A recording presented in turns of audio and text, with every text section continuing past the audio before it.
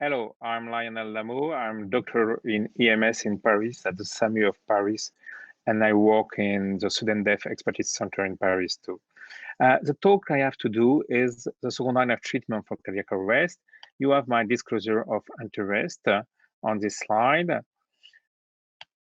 As you know, the treatment of cardiac arrest is the chain of survival.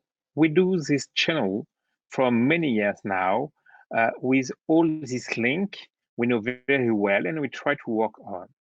But when we see what is the goal of the channel is to have a routine of spontaneous circulation, because before, if we have no beating, we have no hope to do something for a patient. This is the first step to do something, but it's not really true now.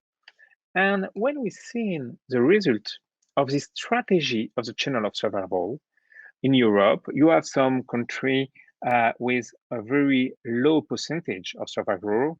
Some of us have major for the best type of cardiac arrest, VF.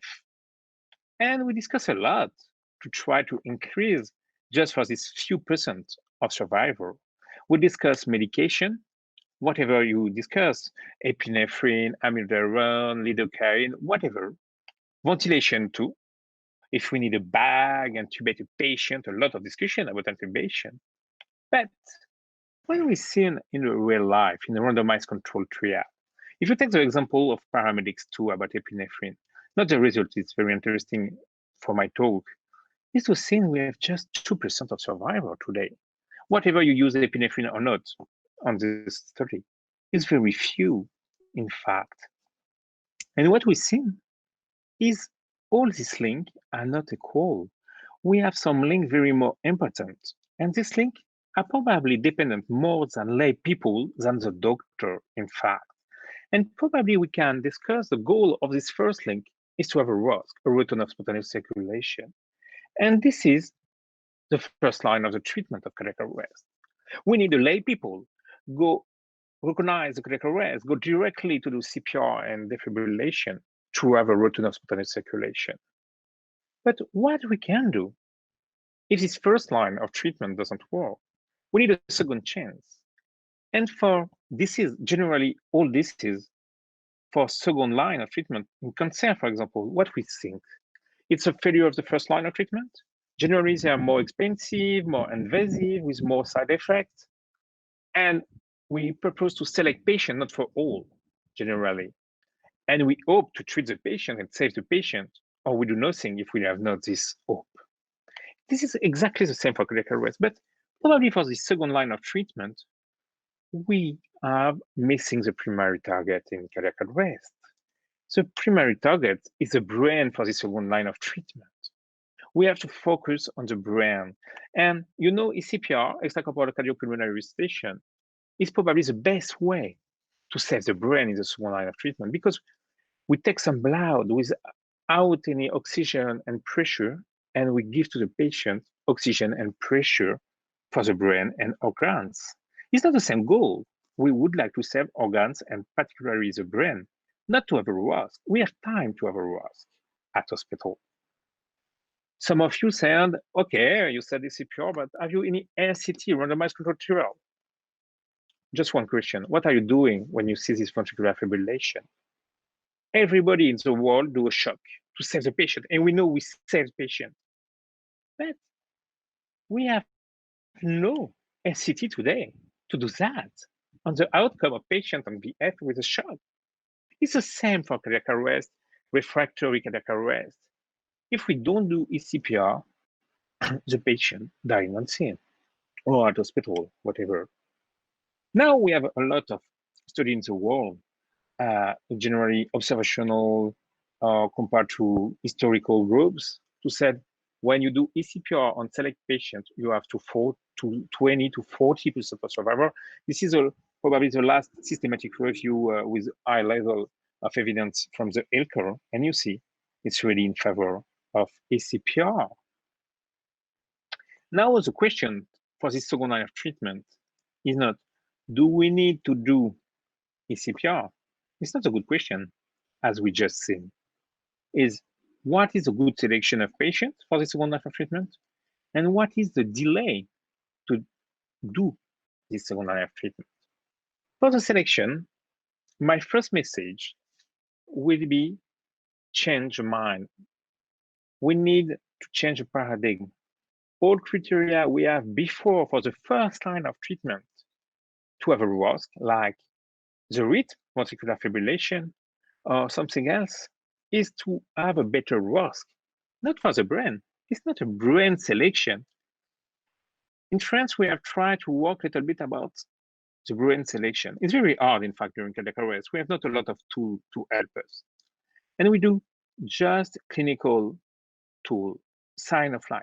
That means movement, breath, gasp, music during the CPR. If you have the signs, that means your brain and brainstem more is alive. And we check sign of life and the rhythm. What you can see, a lot of studies exclude asystole. If you check an asystole with sign of life, we have 15% of survival in the second line of treatment. That is more than the global group of cardiac arrest.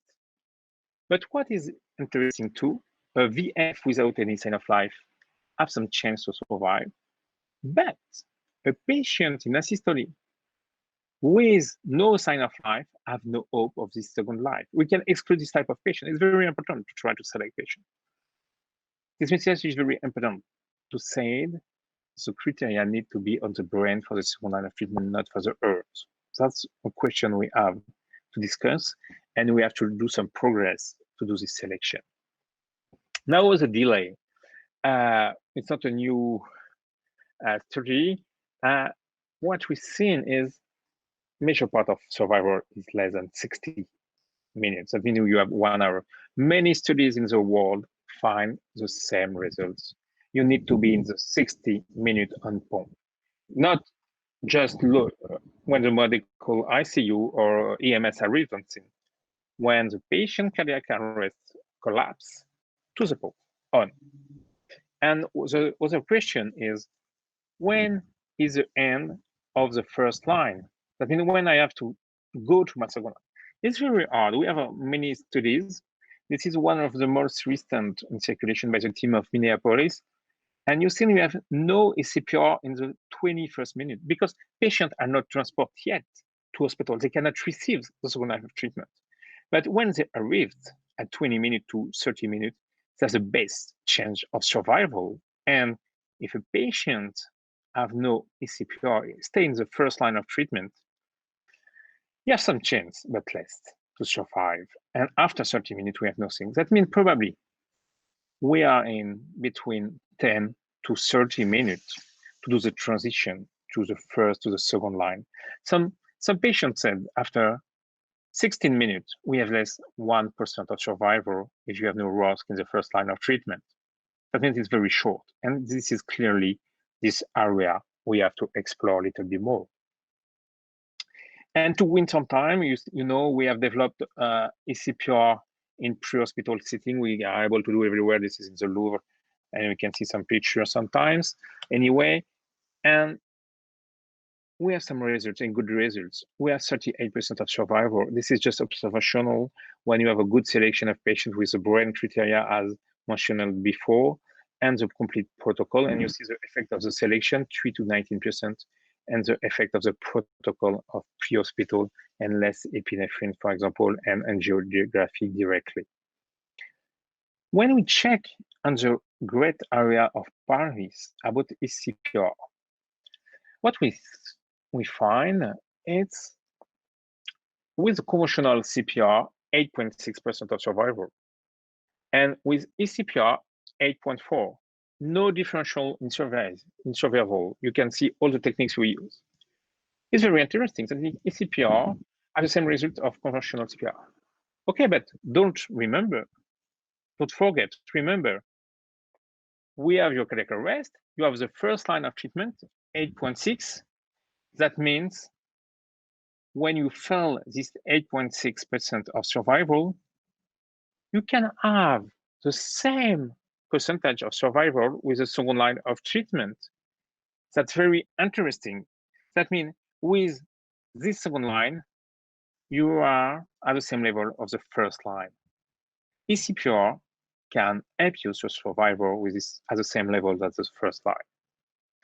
And what we find pre-hospital ECPR is independent associated with survival, probably because we win some time on the low flow, and the low flow is less than if we transport to hospital, because in these services, a part of patients have in-hospital ECPR and a part out of hospital ECPR. And we have to don't forget this second line of treatment can save other lives than the patient with organ donation. Many patients in ECPR can have a progression to ECPR to organ donation. Some of you will speak about the cost, and the cost is probably less for ECPR than patients survive from the first line classical ROSC because they stay more longer in ICU. We need to have more paper to describe this part of the problem. Now to finish, just shortly, how we need to think. Today we think about different phase, electrical phase, shock, and we have ROSC, circulatory phase, CPR, ROSC, and metabolic phase. We would like to have a ROSC, and after 16 minutes, everything is done, or the patient dying, or you can have a ROSC and go to hospital, survival, organ donation, or dying. And we have a lot of tools on the metabolic phase to do the CPR, the ventilation, the pressure, whatever you would like monitoring. We don't know, nothing work today, clearly. And we need to do a break in cardiac arrest, like in heart. We have the first line of treatment, T0, CPR AED to have a ROSC. And after 10 minutes, we have to change to a second line of treatment to save the brain. And after in hospital, we can check if survival, organ donation, or dying people. And now the question is how to manage patients to bridge to ECPR, how to ventilate the patient, and hemodynamic. To conclude, we can say to treat a cardiac arrest, we need a global program. For the first line, due to some training of lay people, to have an apps in Francis of Life, to have AED and CPR for neighbor, and after ECPR. ECPR save life, we are sure now, clearly, but we need to select patient, but with sign of life or sign of a live brain. The delay is 60 minutes between the collapse and the CPR. We need to have a transition from physiology of the three phases of two lines of treatment. First line, CPR shock, second line, ECPR. And now the question is how to optimize the patient to go to ECPR. Thank you for your attention. It was a pleasure to do this presentation. Thank you.